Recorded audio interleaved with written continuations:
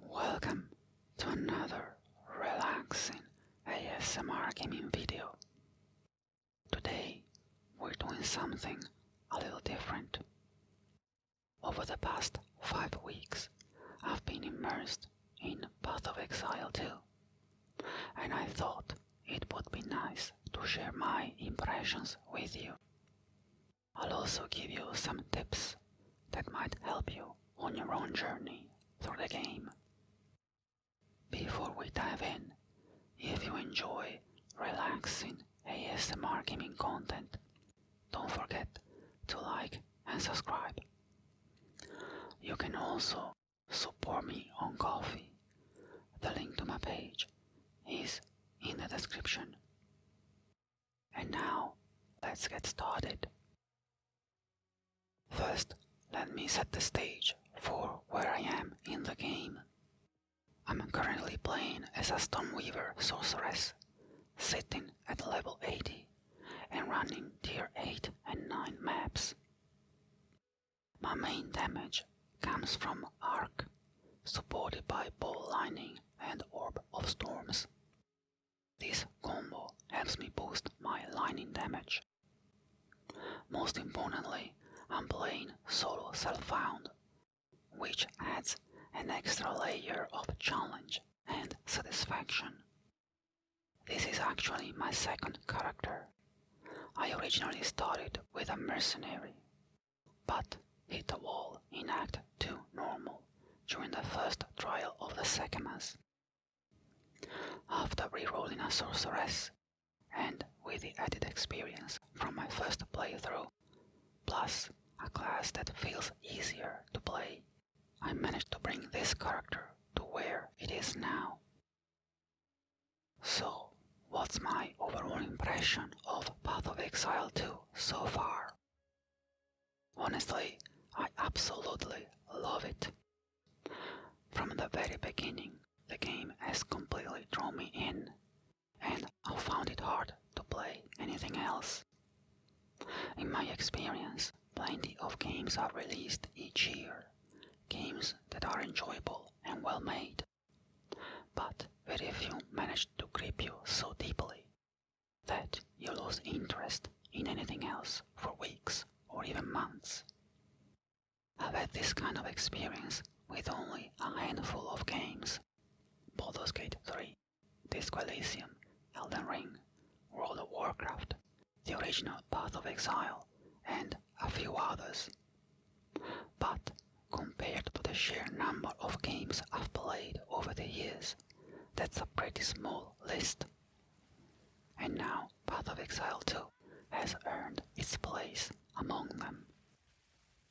The atmosphere, the story, the gritty art style, the intricate mechanics, and the constant sense of discovery, it all feels absolutely perfect. What's more, I went into the game completely blind. I only watched the promotional videos and the official presentation from Grinding Gear Games. That's it. No guides, no things I wish I knew videos. And honestly, I think that was the best decision. Experiencing everything firsthand, without any external influence, made the game feel even more immersive and rewarding. One of the biggest strengths of Path of Exile 2 is its pacing, and how it introduces the game mechanics to new players. It's done in a way that encourages you to explore everywhere, read the tooltips, experiment, and yes, learn through both successes and failures.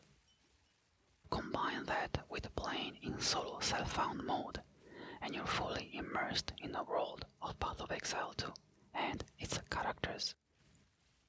It feels like a journey of discovery, both challenging and rewarding. Interestingly, for the first time, the overarching story of the game actually makes sense to me. It's a compelling motivator to push through the initial difficulties and frustrations, keeping you engaged as you uncover more of the story.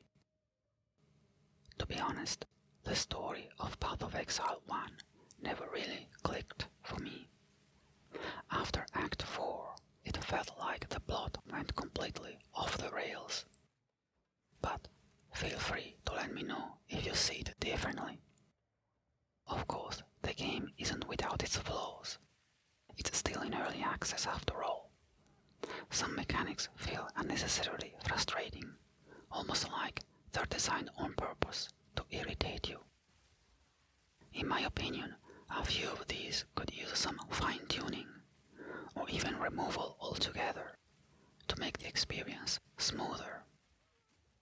Now, let's talk about the things I don't like, or issues I've noticed that left me questioning what GGG was aiming for. Keep in mind I play solo self-found, so my perspective is shaped by that experience. And no, I will never switch to Trade of Exile. It's just not my thing. For me, that's a completely different game that I'd likely shelve after just a couple of hours. First, there are some technical issues. More often than not, the game freezes, especially during the initial loading screens. When this happens, my entire PC freezes, forcing me to do a hard reset. To work around this, I've been using a tool called POE Uncrasher. It helps, but it's not a perfect solution. It doesn't work 100% of the time. I'll leave a link in the description for those who might find it useful. Even more annoying are the sudden lag spikes. They can happen at any moment, and they appear like in a swarm, one after the other in episodes that can last for several seconds. These spikes can completely ruin an otherwise smooth and enjoyable map run. Now, let's talk about something that really stands out, in a bad way. Mobs pushing you around and cornering you. To me, this feels like poor design. When I played the mercenary, it was borderline absurd watching my character slowly reload the crossbow while being shoved against the wall and perma-stunned. It felt clunky and frustrating. While GG has now added the ability to mostly dodge roll through mobs, it's just a hack. Some mobs can't be rolled through, and if you're facing multiple layers of enemies pushing against you, you're still likely to get cornered and clobbered to death. There's also the peculiar mechanic where monsters that charge at you can push other mobs too, yet those mobs continue attacking and animating as if nothing happened. At first glance, it might seem amusing, but it quickly becomes clear that it's poorly implemented and looks unpolished. Add to this the fact that you can be perma-stunned, and that there are virtually no movement skills, aside from 1 or 2 gems, and you start to wonder what GGG's intentions were here. It's not a fun mechanic, and it significantly hampers certain types of content, like breaches and rituals, unless you approach them with an over-leveled character. This design choice feels more intentionally punishing than challenging, and takes away from the enjoyment of the game. Another issue is movement speed, or rather, the lack of it for players compared to monsters. While enemies can often move at lightning speed, your character just can't. This brings me to the movement speed affix on boots. Movement speed rolls as one of the regular affixes, not as an implicit, i.e. as an extra affix. This forces you to choose between adding movement speed or prioritizing another stat. But here's the problem. Given the mechanics I mentioned earlier, movement speed doesn't feel like a strategic choice, it feels mandatory.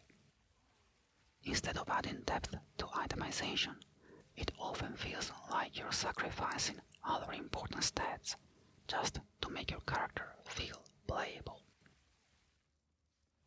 Along similar lines, let's talk about charm slots and how they're implemented. Belts come with a +1 charm slot as an implicit stat, but adding a second or third slot requires these to roll as affixes. Charms certainly have their place, especially the ones that protect you from being frozen or stunned. They're incredibly useful, even essential in some situations. However, this makes them feel mandatory, and if you want to use more than one, you're forced to sacrifice other valuable affixes. This ties into a broader concern. Some design decisions seem to clash with the idea of promoting build variety. Instead of empowering players to tackle challenges with creative or unconventional solutions, the current system feels restrictive. Right now, it seems like there aren't enough tools in the game to truly support diverse builds and playstyles. Hopefully, as development progresses, this aspect will be improved to allow for more flexibility and experimentation. From the initial trailers and even the official presentation, it seemed like Path of Exile 2 was going to shift towards a more methodical, tactical, and slower-paced combat experience. Quite different from the frantic, almost hyperactive pace of POE1, where every character looks like they're on amphetamines. But so far, it feels like we've ended up in the same place. If you can clear the screen by pressing one or two keys, you're good. If not, you're in for a world of pain. How are you supposed to counter dozens of monsters charging at you during a breach? If you don't have the nuclear button, you're left scrambling for some kind of barrier. It's no wonder that so many of the builds used by well-known streamers revolve around minions. That's their barrier. Once again, this design undermines the idea of build variety.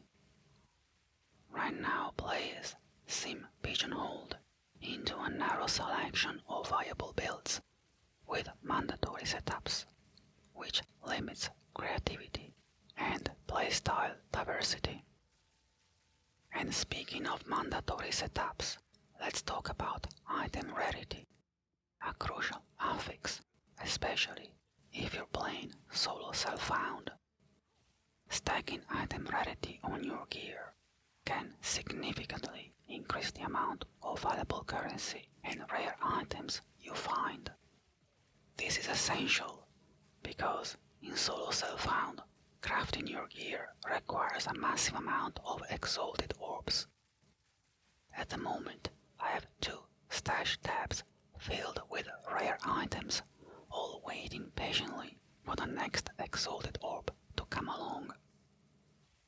Gearing up in solo self-found is a slow and deliberate process. It's challenging and rewarding, but it can also be quite frustrating. This makes me wonder if GGG might consider implementing a system like the one in Last Epoch, where players can join a faction dedicated to self-found gameplay. While part of the faction, your drop rates are boosted, and you can even influence the types of gear that drop more frequently. It seems like a perfect solution, and there's plenty of room to refine and improve the concept further. Besides all this, there are also smaller frustrations, like not being able to remove runes from gear, or certain mob affixes, such as proximal tangibility, that drive me up the wall. But I won't bother you with those. Now, let's move on to the tips section. What advice can I give you if you're just starting Path of Exile 2? Or if you hit the wall and can't seem to progress? Especially if you want to avoid copying suggested builds and prefer to succeed on your own terms.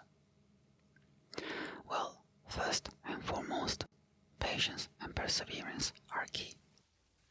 Don't be afraid to start over, whether it's reworking your current character with a new build or rolling a completely new one. If you're playing on PC, I highly recommend trying the WASD keys for movement instead of the traditional click to move setup. I made the switch recently, and it's been a total game changer for me. As a ranged class, I often find myself needing to retreat, because, well, you know why. Being able to move backwards while still attacking is such a huge advantage. It allows you to thin out a horde of mobs before they can completely overwhelm you. Give it a try. Once you experience this new world, you'll never want to go back. And you'll probably wonder why this hasn't been the standard all along. If you're playing solo self-found, crafting is your best friend. Don't be afraid to use exalted orbs as soon as they drop. They're there to help you progress, not just to sit in your stash. Take the time to familiarize yourself with the prefixes and suffixes that can appear on items. This knowledge will help you determine whether an item still has potential for improvement, or if it's better to move on to something else. A great resource for this is the website POE2 It lets you see all the prefixes and suffixes that can roll on each item type, as well as the number of tiers available for each affix. Keep in mind that Tier 1 is the lowest tier, so the most desirable affixes are typically from Tier 6 and above. I'll include a link to POE2 in the description for easy reference. Once you reach the end game, make sure to have at least one item with increased item rarity affix. It can make a significant difference in the quality of your drops.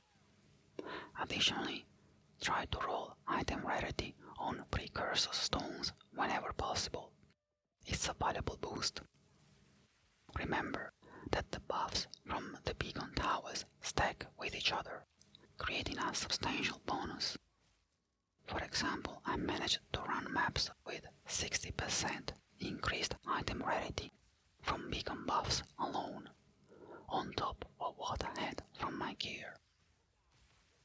Don't forget to make use of the reforge mechanic. Combining 3 items with the same base type will give you a new item that might roll some desirable affixes. It's always worth a try.